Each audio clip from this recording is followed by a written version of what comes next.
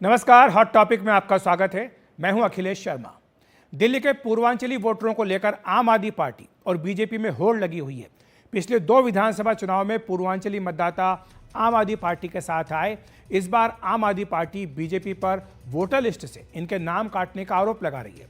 उधर बीजेपी ने बांग्लादेशियों और रोहिंग्या घुसपैठियों के खिलाफ मुहिम छेड़ी हुई है। आज दोनों पार्टियों के बीच इसी बात को लेकर पोस्टर वॉर भी छिड़ा।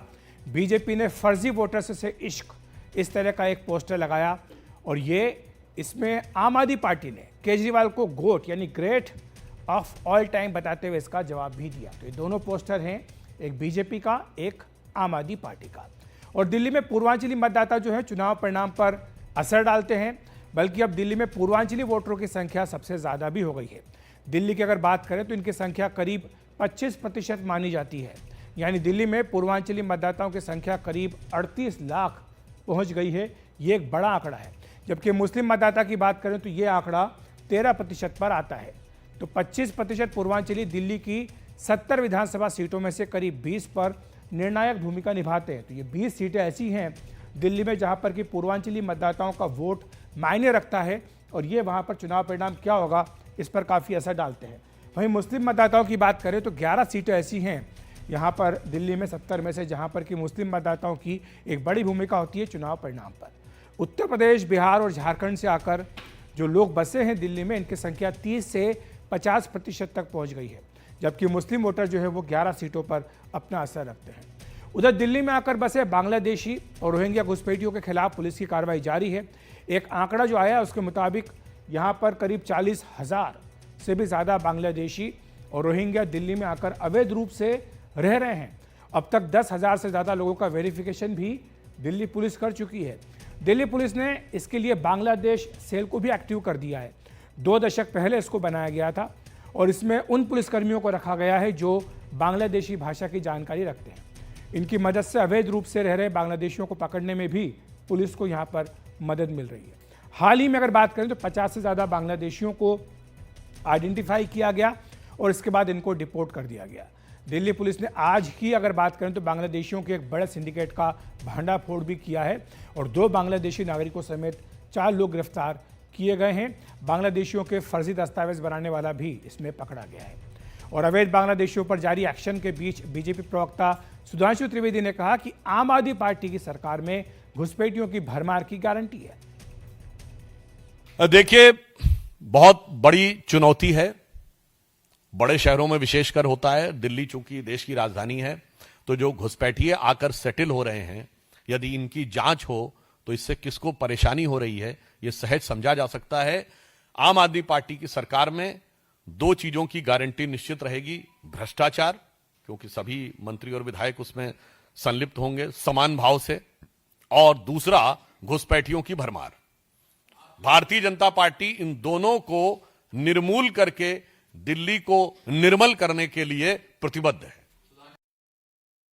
वहीं आम आदमी पार्टी ने इस पर जवाबी हमला बोला है। पार्टी ने कहा कि बीजेपी पूर्वांचलियों को निशाना बना रही है, उन्हें बांग्लादेशी और रोहिंग्या कह रही है, उनके वोट हटाने का काम भी कर रही है। तो एक और जहां पूर्वांचलियों के नाम काटने का आरोप है, तो दूसरी ओर बांग्लादेशियों और रोहिंग्याओं को शरण देकर उनके वोट जुड़वाने के आरोप भी हैं। दिल्ली विधानसभा चुनाव में क्या ये एक बड़ा मुद्दा है? इसी पर चर्चा के लिए हमारे साथ 3 खास मेहमान जुड़ रहे हैं। उनका परिचय मैं आपको करा देता हूं। के शर्मा जी हैं जो कि बीजेपी के प्रवक्ता हैं, संजीव झा जी हैं जो कि विधायक हैं आम आदमी पार्टी के, अमिताभ तिवारी जी भी हमारे साथ हैं जो कि राजनीतिक विश्लेषक हैं। आप तीनों का बहुत बहुत स्वागत है एनडीटीवी इंडिया पर। के शर्मा जी, शुरुआत आपसे। बांग्लादेशी घुसपैठिए और रोहिंग्या का मुद्दा अभी हाल ही में झारखंड में भी बीजेपी ने उठाया था। क्या एक बार फिर से चुनाव देखते हुए इस मुद्दे को उठाया जा रहा है? और अगर बीजेपी इस मुद्दे को उठाती है तो क्या कहीं सुई केंद्र सरकार की ओर नहीं मुड़ जाती, क्योंकि जिम्मेदारी कानून व्यवस्था की केंद्र सरकार की है? देखिए अखिलेश जी, मैं समझता हूं कि आप बांग्लादेशी घुसपैठियों के संदर्भ में इस देश को बहुत पहले से जानकारी है कि यह घुसपैठ कब से, जब आम आदमी पार्टी का जन्म भी नहीं हुआ था, आम आदमी पार्टी बनी भी नहीं थी। ये 1970 का इशू है घुसपैठ का। और आप तो बहुत सीनियर जर्नलिस्ट हैं, आप जानते ही हैं कि राजीव गांधी के समय क्या पैक्ट हुआ, फिर उसके बाद क्या क्या स्थिति हुई, फिर आसाम पैक्ट में क्या हुआ है। तो देसी घुसपैठियों का मसला आज का नहीं है, और ये तो जम्मू कश्मीर तक की स्थिति रही है और कई सरकारें इसमें रही। डिपेंड ये करता है कि आज जो मोटा विषय है, जो बार बार आम आदमी पार्टी लोगों को भ्रमित करने की कोशिश कर रही है कि पूर्वांचली पूर्वांचली, ये कोई पूर्वांचली का विषय नहीं है। ये विषय सीधा सीधा वो है फर्जी वोट का। अब तमाम मीडिया रिपोर्ट्स आई हैं जिसमें 25 गज के मकान में 65 वोटर हैं, तो क्या वो वोट सही हो सकते हैं? कोई 25 गज के जगह पर जो है 65 लोग निवास कर सकते हैं? तो ऐसे जब फैक्ट सामने आएंगे, ऐसी चीजें आएंगी, और मीडिया ने जाकर बाकायदा वहां के मालिक का अलग अलग जगह पर इंटरव्यू लिया है, एक घर में कि तो जो है सैकड़ों से ज्यादा बोर्ड बने हुए, तो उसको तो स्वाभाविक है। ये तो एक जनजागरण राजनीतिक कार्यकर्ताओं का काम है कि इस तरह के फर्जी वोटों को रोकें और उसके लिए फॉर्म भरें, और बाकायदा सरकार का नियम है। ये कोई ऐसा नहीं है, ये असंवैधानिक काम तो है नहीं। आप फार्म 7 भरिए, 7 भरने के चैलेंज कीजिए, चुनाव आयोग का काम है उसकी जांच करना, जांच करके यदि गलत वोटर है तो उसको हटाना। ये तो एक प्रक्रिया है। इसमें इतना आम आदमी पार्टी के पेट में दर्द की इस बात का, ठीक है, वो ये संजीव सब झा जी- लेके ये इसके पूर्वांचलियों को ये कह रहे हैं, उनको ये सब, भैया ये झूठ का काम जो है ये केजरीवाल को शोभा देता है, जो पूरी जिंदगी झूठ बोला, हर चीज में झूठ बोलने वाला व्यक्ति। राजनीतिक पार्टी नहीं बनाऊंगा, पार्टी बना लिया। मैं जो है वो नहीं लूंगा, बंगला नहीं लूंगा, शीश महल बना लिया। सुरक्षा नहीं लूंगा, पंजाब की सुरक्षा लेके घूम रहे थे। तो ऐसा व्यक्ति जो अपना कहा बच्चों की कसम खाता हूं, जी, कभी कांग्रेस से हाथ नहीं मिलाऊंगा, कितनी बार मिला के सरकार बना ली। तो ऐसा झूठा व्यक्ति जो लगातार जिसको केवल झूठ बोल रहा है, वो इस तरह के भ्रम की स्थिति बनाता रहेगा। ठीक है, संजीव जी का लेकिन जवाब लूंगा मैं। इस हम पर तो काफी निश्चित सारे तौर आरोप से बीजेपी की तथ्यों ओर के से साथ लगाए जा रहे हैं। लड़ेंगे संजीव जी, और अगर बिल्कुल फर्जी रोकेंगे। मतदाताओं को हटाया जा रहा है तो इसमें क्या आपत्ति हो सकती है? देखिए अखिलेश जी, फर्जी मतदाता पहचानने का और हटाने का एक प्रक्रिया है। आप अगर उस प्रक्रिया को फॉलो कर रहे हैं, मुझे कोई आपत्ति नहीं है। लेकिन भारतीय जनता पार्टी के कार्यकर्ता अगर मान लीजिए 11 हजार वोट काटने की सिफारिश कर रहे हैं और इलेक्शन कमीशन अगर उस पर काम करेगी, काटेगी, तो सवाल तो उठेगा ना। ये कह रहे हैं कि हम रोहिंग्या के वोट काट रहे हैं। जितने भी वोट कटे हैं हमने आपको पूरी डिटेल दी, मीडिया को भी दी, और हमने पूरे देश को बताया कि जो पूर्वांचल से आए हुए लोग हैं उनके वोट काटे जा रहे हैं। वो वहां रह रहे हैं, 33 साल से रह रहे हैं, 40 साल से रह रहे हैं। एक एक बूथ पे 500 वोट काटे जा रहे हैं। तो इस तरह से अगर वोट काटेंगे, इलेक्शन कमीशन की अपनी एक प्रक्रिया है, संविधान में अपना एक कानून है, इनके ह्यूमन फैंसी चीजें नहीं चलेंगी ना। तो अगर इस तरह से आप वोट काट रहे हो, इसका मतलब आपकी मानसिकता है कि चुनाव मैनेजमेंट करके जीतो। और कई देश में उदाहरण भी हैं। अब मैं एक आपको उदाहरण देता हूं। फर्रुखाबाद में 2700 वोट से लोकसभा में इनके कैंडिडेट जीते। 22,000 वोट काटे गए जो खास 2 समुदाय के वोटर थे, जो माना जाता था इंडिया अलायंस के वोटर हैं। ये चुनाव मैनेजमेंट करके जीतते हैं, लेकिन जब जब आम आदमी पार्टी के सामने आते हैं ये पकड़े जाते हैं।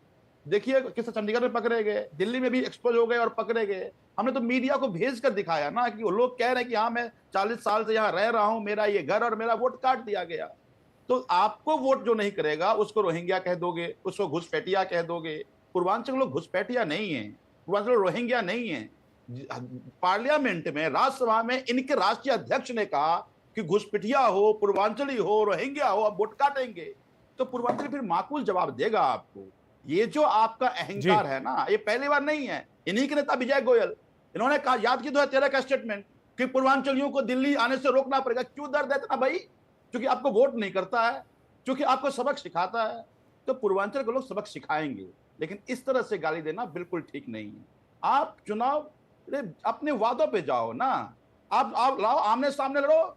ये वोट काट करके लोगों को वोट नाम निकाल करके मैनेजमेंट करके चुनाव जीतने की साजिश कर रहे हो, कोशिश कर रहे हो।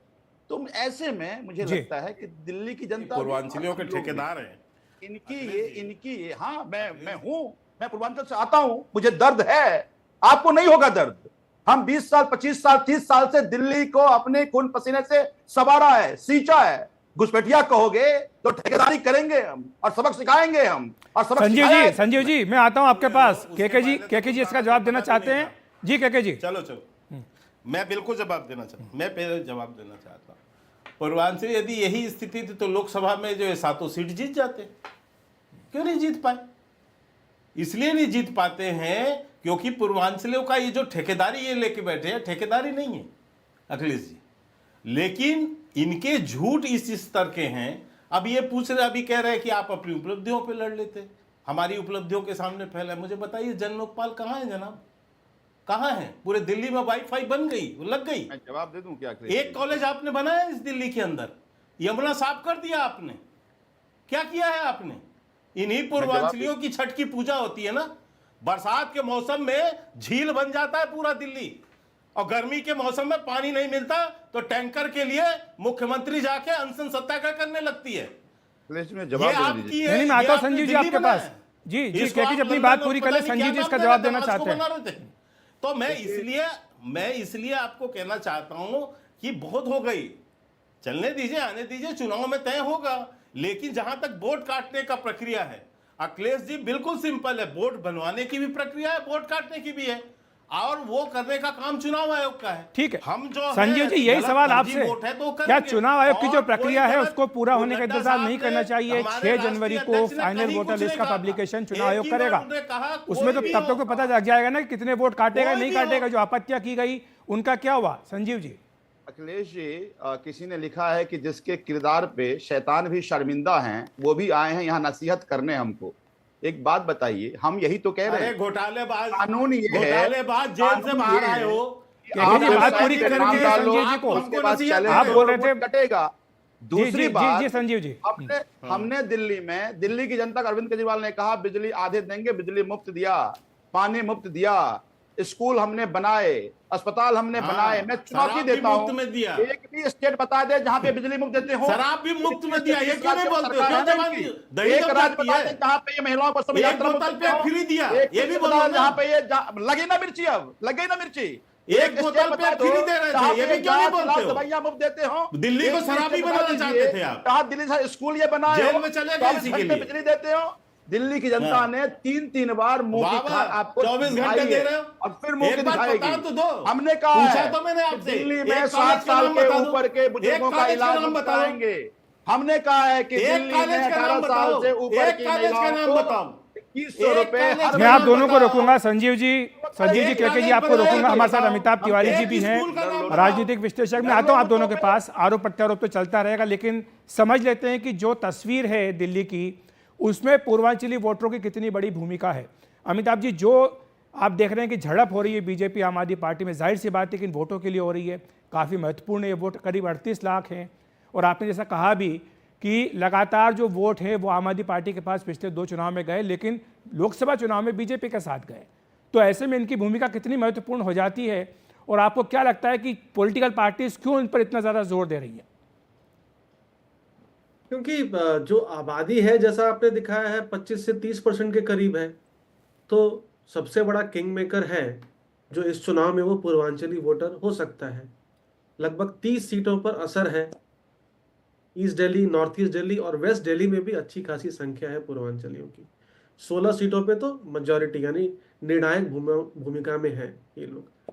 हालांकि क्योंकि इसमें से ज्यादातर लोग स्लम्स वगैरह में रहते हैं, इसकी वजह से क्या, यानी गरीब गुरबा सोशो इकोनॉमिक क्लास से आते हैं, इसकी वजह से हम देखते हैं कि ये वोटर स्विच वोटर है, स्विंग वोटर है। लोकसभा में ब्रांड मोदी को वोट करता है क्योंकि ये लाभार्थी है ज्यादातर central government schemes, PM Awas Yojana, Ujjwala योजना इत्यादि। लेकिन जब विधानसभा चुनाव होता है तो क्योंकि इनमें से ही ज्यादातर लोग स्कूल्स हॉस्पिटल्स का बेनिफिट ले रहे हैं, फ्री बिजली पानी का बेनिफिट ले रहे हैं, ये लोग आम आदमी पार्टी की तरफ शिफ्ट हो जाते हैं।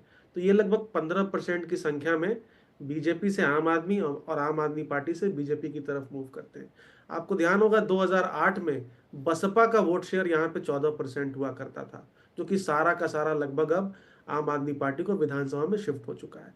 तो कहीं ना कहीं बीजेपी की कोशिश है कि इस वोटर को, जिसने लोकसभा में बीजेपी को वोट किया है, इसको अपने साथ रखा जाए। 2020 के चुनाव में भी भाजपा जो 8 सीटें जीती है, उसमें से 6 सीटें तो ईस्ट दिल्ली और नॉर्थ ईस्ट दिल्ली से ही जीती थी। यानी हिस्टोरिकली भाजपा का ये स्ट्रांग वोट बैंक रहा है जी। और कहीं ना कहीं किंग मेकर की भूमिका में ना सिर्फ इन 16 या 30 सीटों पर, अन्य सीटों पर भी 2000, 5000, 10,000 की संख्या में है, जो कि एक टाइट इलेक्शन में निर्णायक भूमिका अदा कर सकते हैं। लेकिन साथ में ये जो मुद्दा उठाया जा रहा है बांग्लादेशी घुसपैठियों का, रोहिंग्या का, हमने देखा अमिताभ जी कि झारखंड के चुनाव में भी ये मुद्दा बीजेपी ने प्रमुखता से उठाया था। दिल्ली में भी अब एक्शन ली जा रही है, घुसपैठियों को आइडेंटिफाई किया जा रहा है, डिपोर्ट किया जा रहा है। ये भी क्या आपको लगता है एक मुद्दा बनेगा यहाँ पर? मुझे नहीं लगता है कि इसका कुछ खास असर जो है वो चुनाव पे होने वाला है। देखिए, पोलराइजेशन या ध्रुवीकरण वहाँ काम करता है जहाँ पर मुस्लिम समाज की जो आबादी है वो नेशनल एवरेज से ज़्यादा होती है, यानी यूपी, बिहार, बंगाल, असम, केरल इत्यादि। जहाँ पर मुस्लिम समाज की आबादी 15% या उससे कम है, वहाँ पर ध्रुवीकरण की पॉलिटिक्स उतना काम नहीं करती। और हम देख रहे हैं कि आम आदमी पार्टी ने सॉफ्ट हिंदुत्व की पॉलिटिक्स भी शुरू कर दी है, जहां पर उन्होंने पुजारियों को 18,000 रुपीज पर मंथ की घोषणा करी है। तो इन सब अनाउंसमेंट्स की वजह से, और क्योंकि ओवरऑल संख्या उतनी ज़्यादा नहीं है, जो आबादी है वो लार्जली पॉकेटेड है 10 सीटों में मुस्लिम समाज की, तो इसका कुछ खास बहुत बड़ा असर मुझे देखने को नहीं मिल रहा है। ठीक है, जब संजीव जी आपके पास आना चाहूँगा। आपको लगता नहीं कि ये जो घुसपैठ का मसला है ये एक नेशनल सिक्योरिटी का मसला भी है? आप बिल्कुल देखिए, बड़ा आश्चर्य है, 10 साल से भारतीय जनता पार्टी सरकार में है और कहते हैं ये 70 का मसला है। 10 साल आप घास छिल रहे थे क्या? एक बात बताइए, आज जो बंगाल की मुख्यमंत्री ममता जी ने कहा कि बंगाल बॉर्डर पर तुम घुसपैठ करा रहे हो और दिल्ली में तुम मुद्दे उठा रहे हो। आज जो कह रहे हैं पुलिस कार्रवाई कर, 10 साल से क्या कर रहे थे? 10 साल पुलिस कार्रवाई क्यों नहीं करी? कैसे अंदर आया? बंगाल से, आसाम से कैसे चलकर दिल्ली आ गया? इस बीच की सारे प्रदेश की सरकारें क्या कर रही हैं? आपके इंटेलिजेंस क्या कर रहा है? इसका मतलब है कि देश भारतीय जनता पार्टी के हाथों में सुरक्षित नहीं है। इमीडिएटली प्रधानमंत्री, गृह मंत्री इस्तीफा दे देना चाहिए। अगर इस तरह से घुसपैठिया आकर के दिल्ली में पहुंच करके अगर कोई गलत गतिविधि कर रहे हैं तो जिम्मेदारी किसकी बनती है? मुझे यह लगता है कि आज तक भारतीय जनता पार्टी अपने आप को सत्ता में है ये नहीं मान रही है, विपक्ष की तरह आरोप लगाती रहती है। और कुछ तो ये 70 का मसला है। तो विपक्ष में 10 साल हो गए तुम्हारे भाई, दिल्ली में तो 10 विपक्ष साल में में तुमने है। क्या किया? दिल्ली में तो विपक्ष में है, इसलिए ऑब्वियसली आपके ऊपर आरोप तो लगाएगी, सवाल तो तो पूछेगी। दिल्ली में दिल्ली पुलिस इनके पास है सारी आज क्या हो रहा है? आज इन्होंने क्या कहा? स्पेशल सेल दिल्ली पुलिस कार्रवाई कर रही है। आज क्यों चुनाव में कार्रवाई क्यों कर रही है? हमारे मुख्यमंत्री तो लिख करके पूछा था दिल्ली पुलिस को कि बताइए कहां कहां केके जी जवाब देना चाहते हैं। केके जी, सारे इंस्टीट्यूट आपके पास है, क्यों नहीं पता कराते आप? देखिए, और केके जी, इनके हत्तेपुरी इन्हीं के मंत्री है ना जी। इन्होंने कहा था कि हम घर में बैठे केके जी को बोल देने दीजिए। संजीव जी, प्रधानमंत्री नरेंद्र केके जी को मोदी बोल के देने हाथ दीजिए। में इनके अनुसार नहीं सुरक्षित है, लेकिन शराब घोटाले का आरोपी के हाथ में देश सुरक्षित रहेगा। अरे जो भैया 17 वो महीने भी जेल काट के आ रहा कह है दिया शराब घोटाले के आरोप में, को एक पर एक फ्री बांट रहा है, जो बांट रहा था उस समाचार शराब मारा है। घोटालेबाज के हाथ में देश जो है सुरक्षित पॉलिटिकल वेंडेटा के कारण होगा। और बदनाम सारा कर करके मंत्रिमंडल में जेल से में साजिश करते हो। 90% मंत्रिमंडल जेल में घूम गया है। माकूल जवाब देगा, वो जो चिंता जेल मैं आप में दोनों को रहने रोकूंगा। वाला केके जी, उसका है। संजीव जी, मेरे इसीलिए पास मैं कह समय रहा हूं इतना ही कि है, इस बार माफी जो चाहता हूं, इससे ज्यादा हम डिबेट नहीं कर सकते हैं। अखिलेश शुक्रिया जी आपका हमारे साथ इनके जुड़ने के बदलाव लिए। अमिताभ जी आपका भी धन्यवाद हमारे साथ जुड़ने के लिए। एक ब्रेक ले रहे हैं हम, ब्रेक के बाद तुरंत हाजिर होते हैं।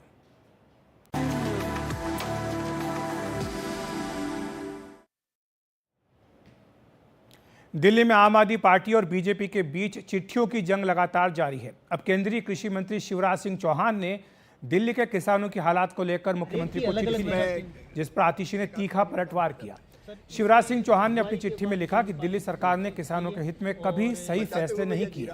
किसानों के हित वाली केंद्र सरकार की योजनाओं को भी दिल्ली में लागू करने से रोका गया। इस बीच मुख्यमंत्री आतिशी ने कहा कि किसानों का जितना बुरा हाल बीजेपी के समय हुआ उतना कभी नहीं हुआ। उन्होंने कहा कि बीजेपी का किसानों के बारे में बात करना वैसा ही है जैसे दाऊद अहिंसा पर प्रवचन दे रहा हो। सर, इसमें बुआई के बाद 3 पानी चाहिए और बचाते हुए भैया जीरा, ये सब और अरविंद केजरीवाल ने भी कृषि मंत्री की चिट्ठी को लेकर सोशल मीडिया पर जवाबी हमला बोला। उन्होंने लिखा, पंजाब में किसान कई दिनों से धरने और अनिश्चित अनशन पर बैठे हैं। इनकी वही मांगे हैं जो केंद्र सरकार ने 3 साल पहले मान ली थी, लेकिन अभी तक लागू नहीं की। बीजेपी सरकार अब अपने वादे से मुकर गई। बीजेपी सरकार किसानों से बात तक नहीं कर रही। उनसे बात तो करो, हमारे ही देश के किसान हैं। बीजेपी को इतना ज़्यादा अहंकार क्यों है कि किसी से बात भी नहीं करते। जबकि बीजेपी सांसद मनोज तिवारी ने कहा कि दिल्ली के किसानों को तो किसान का दर्जा तक नहीं मिला है, इसीलिए वो केंद्र सरकार की तमाम योजनाओं के लाभ से वंचित हैं। जिस दिल्ली में किसान को किसान का दर्जा ही नहीं दिया इन लोगों ने, शर्म नहीं आ रही इन लोगों को अपनी उस कुर्सी पर बैठ करके इस तरह की बात करते हैं। हम देश के हर किसान को किसान सम्मान निधि देते हैं, लेकिन दिल्ली के किसान को नहीं मिल सकता क्योंकि उनको किसान का दर्जा ही नहीं प्राप्त है। केंद्र सरकार ने म्यूटेशन अलाउ किया है दिल्ली। अभी हम लोगों ने म्यूटेशन 20 साल बाद हम लोग सारे सांसद मिल करके और किस तरह से म्यूटेशन शुरू कराए, तो इसलिए वो लोग केवल बातों की बात करते हैं, हम लोग कार्य करके लोगों को खुशियां दे रहे हैं और वो खुशियां और बढ़ने वाली। तो हॉट टॉपिक में आज इतना ही। नमस्कार।